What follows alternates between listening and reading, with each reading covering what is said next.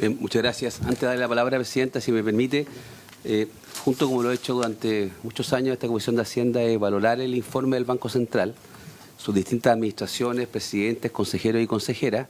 y que en general, salvo tal vez decisiones puntuales en el pasado, fines de los 90, con tal vez un sobreajuste que fue muy comentado,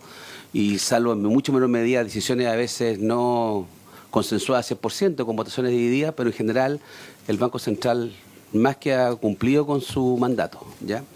Y en el último tiempo, lo que le tocó vivir a la economía chilena, producto de la pandemia, por una parte, producto del estallido en primer término y después como consecuencia de los retiros y los impactos macro que eso tuvo, el Banco Central jugó un rol muy determinante y en eso creo que hay que reconocerlo siempre.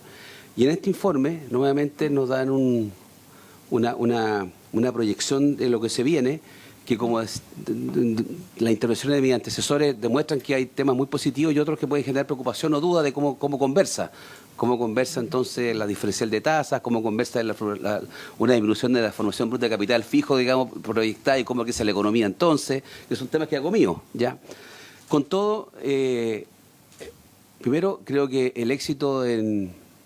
la disminución del ritmo en que aumenta el nivel de precios. No es que no haya inflación en Chile, la inflación en Chile sigue aumentando los precios, lo que pasa es que vinieron aumentando un 14% en términos anuales y ahora están en menos. Entonces, efectivamente, uno va al supermercado, va a la feria y uno va al supermercado, hablo por mí mismo, aumentan los precios, pero efectivamente no era el ritmo que tenían antes, los niveles que tenían antes, perdón. O sea, creo que eso es que cuesta decirlo, no es que la inflación no existe, pero eso es un tema que es importante tener. Pero todo este esfuerzo que hace el Banco Central, que se adelantó además al resto de otros bancos centrales, que nos genera entonces el tema de los desacoples con las monedas latinoamericanas, en el cual parece que la depreciación del peso viene más por el lado de las diferencias con alguna economía más que con los gringos, o sea, con Estados Unidos, perdón, ¿ya? Con todo, esto es un esfuerzo que no solamente radica en la política monetaria, ¿ya? Acá había un gobierno, a través de su política fiscal, que hizo un esfuerzo gigantesco al 2022 para reducir eso en 19 puntos, ¿ya? Dos, las políticas económicas adoptadas en general, tanto las que se han aprobado en este Congreso, salario mínimo 500.000 pesos, jornada de 40 horas, royalty de la minería, que han tenido un impacto directo en el tema económico,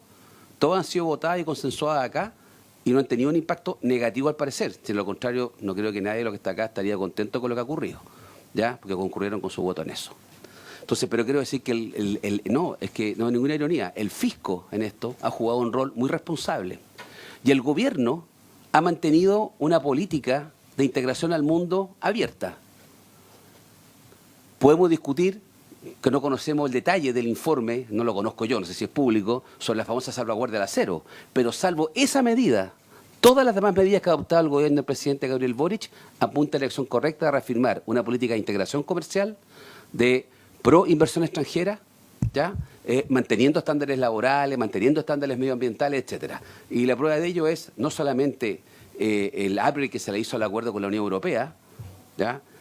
Sino que también es que este Congreso aprobó y el presidente Boric promulgó y está vigente el acuerdo transpacífico que fue tan cuestionado en su oportunidad. O sea, yo saco a colación estos temas porque a veces hay que empezar a balancear las cosas que se hacen con las cosas que se dicen. Y ahora ven con toda esta perorata a la inquietud que podía tal vez de hacer. Yo he leído todos los informes siempre, ya y los escucho, y en los informes yo diría de los últimos 5 o 6 años, 4 años, siempre permeaba en el informe una pregunta que no lo decía porque no le corresponde al banco decirlo de esa forma, pero estaba detrás,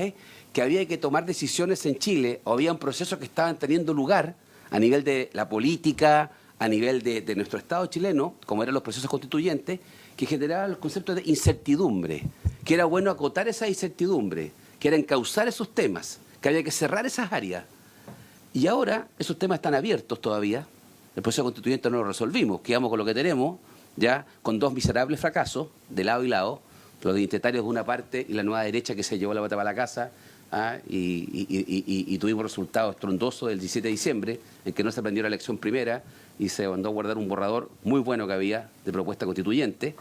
porque fue arrastrada una fuerza política en eso. Esas son las incertidumbres que se van generando y yo noto que en este informe como que la incertidumbre no está tan presente, que puede ser porque no existe esa incertidumbre o porque hay sectores que compensan esa incertidumbre o estímulos externos o algo que compensa eso porque no hemos resuelto ningún tema de fondo en Chile, ninguno de los que nos llevó a un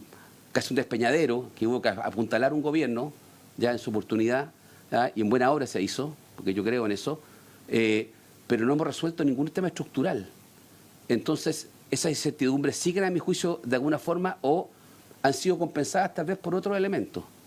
Entonces, yo noto en este informe, no digo optimismo, porque no es eso, pero veo buenas proyecciones. Creo que tratan de explicar por qué la inflación va a ser más alta este año, pese a que fue más alta unos meses, se va a poder retomar la senda después, la meta. Entiendo que la proyección de unos 5,5, y comparto con el senador García, no es lo que yo quisiera algo mucho mejor y que mejorara nuestro crecimiento potencial. Pasa que yo digo, esa cifra, senador, en mi opinión, depende con qué la compare usted, con lo que uno quiere o lo que dicen los agoreros del pesimismo todos los días, que íbamos a estar en una recesión. Entonces, si usted me dice que íbamos a estar en una recesión, que este país iba para atrás, y ahora me dice que hay que ser unos 5,2 o 5, yo encuentro que es una buena. Entonces, por eso es que se produce este como desanclaje, porque si la expectativa era que íbamos a tener una recesión y me dice que crecemos, vamos a crecer tal vez, o el INASEC que es mejor, es porque, entonces, por eso es que yo, el tema este de la incertidumbre y del discurso creo que es bien importante, donde pongo los acentos. Entonces, yo mantengo mi línea de decir que defienda la política monetaria del Banco Central, hoy y ayer, y defienda la política fiscal de un gobierno que ha sido responsable en esto, con una economía abierta, integrada al mundo, ¿ya? Y trato de buscar entonces cómo superamos los cuellos de botella, cómo mejoramos la productividad para tener una mejor economía, y ahí sí coincido con algunos de que quisiera que la proyección fuera más que 2% o 2,5%. Pero para eso hay que generar condiciones y hay que generar entendimientos y acuerdos, y para eso hay que respetarlo. Gracias.